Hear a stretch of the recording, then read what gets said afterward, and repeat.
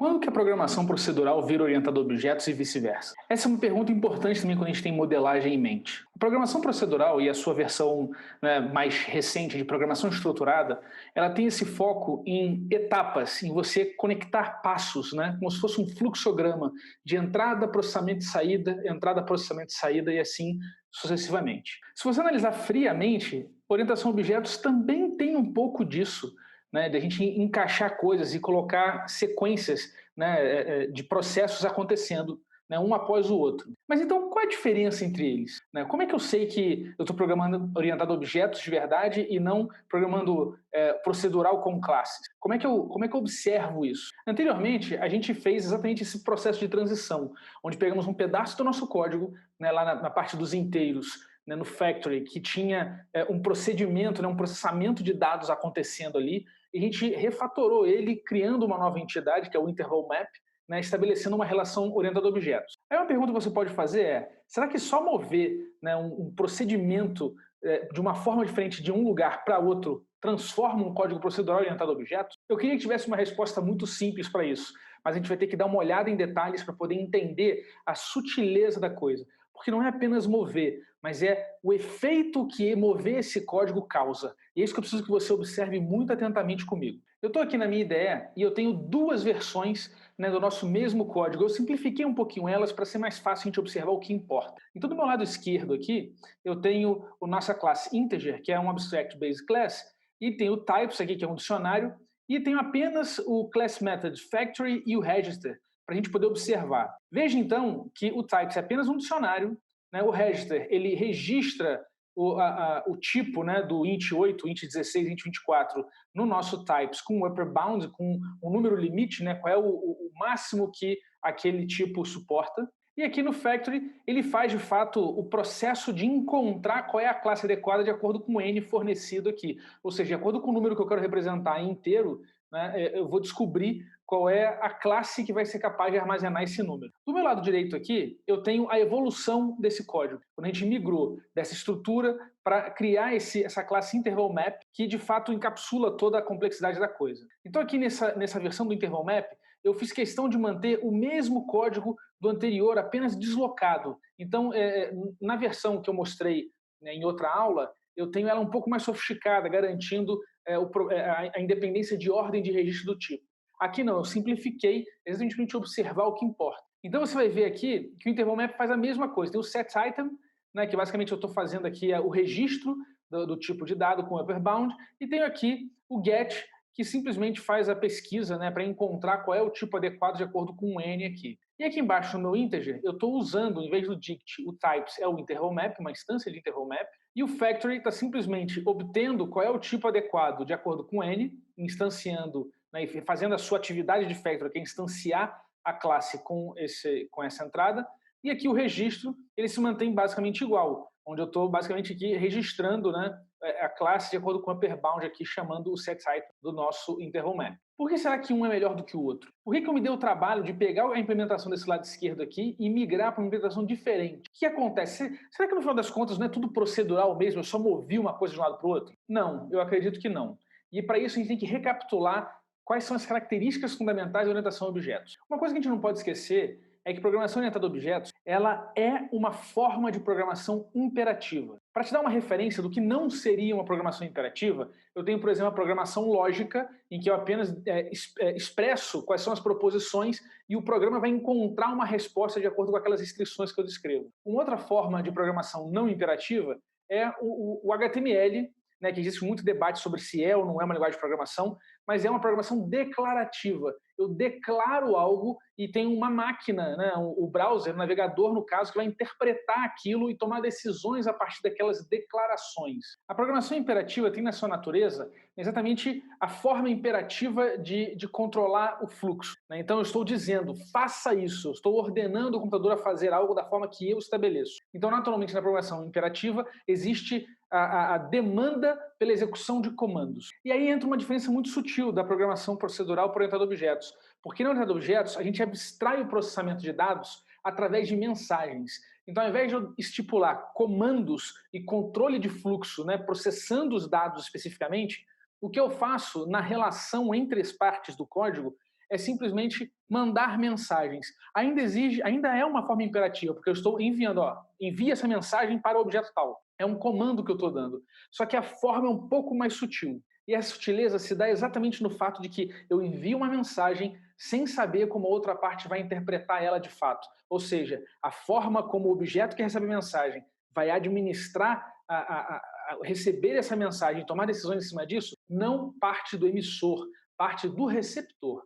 E isso cria toda a diferença. Essa diferença se dá através do polimorfismo. Tanto no caso simples, onde você só tem a classe, de fato, o método implementado naquela classe, mas o que está em jogo, na verdade, é o arranjo possível, são os caminhos, é como o seu código encontra os caminhos possíveis no caso de uma mudança, né, e expansão das suas implementações. Então, com orientação a objetos, através do processo de troca de mensagens, você consegue aumentar a complexidade do seu código, aumentar a capacidade do seu código, né?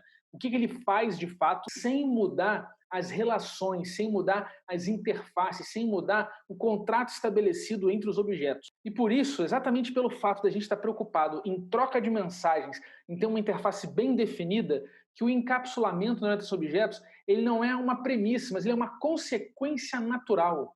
Né? Você naturalmente acaba encapsulando, né, o seu código, encapsulando as particularidades da implementação, porque você está sempre trabalhando em um pouco mais alto nível, abstraindo dados, abstraindo o controle de fluxo, focando apenas na troca de mensagem. Isso é muito sutil, mas eu vou desenhar para você entender a diferença, para você perceber os limites dessa sutileza. Veja só esse diagrama. Aqui eu tenho as duas versões do nosso código. Essa primeira versão aqui é quando types é um dicionário. Então veja que a relação entre a classe integer e a classe dict é exatamente a mesma da relação dessa classe integer para o interval map. Veja que o factory ele vai usar apenas um método, ele manda uma mensagem para o dict, que é o items. E veja que o register ele manda apenas uma mensagem para o dict, que é o set item, né, que é para eu estar armazenando o cara ali dentro. Aqui embaixo é a nossa solução mais sofisticada com o interval map. E veja que a relação se estabelece exatamente da mesma forma. O factory ele só manda uma mensagem para o interval map, que é o get. E o register ele só manda uma mensagem para o interval map, que é o set item.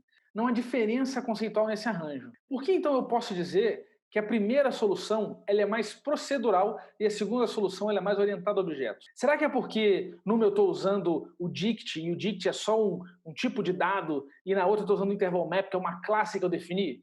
Não, não é isso. O problema não está no uso do dict, no uso da lista, no uso dos tipos de dados já padrão da sua linguagem. Não é esse o problema. Não é o fato de você estar usando uma estrutura de dados que vai fazer com que você esteja mais ou menos orientado a objetos. O problema é como você usa essa estrutura de dados, é como você se relaciona com esses elementos. E aí que vem a diferença. No primeiro caso, a gente está, na verdade, usando a estrutura de dados como apenas um suporte. E toda a lógica de como manipular aquela estrutura que está externa ao integer está dentro do factory. Vamos ver o código. Veja que no primeiro caso, a lógica de como usar o dicionário está toda espalhada aqui no factory. O factory, que tem o seu papel apenas de retornar a instância, né, criar uma instância, ele tem aqui uma lógica que está completamente dependente dessa estrutura aqui do fato do type ser um dicionário. E também estamos dependentes do fato de o dicionário, no Python especificamente, respeitar a ordem de inserção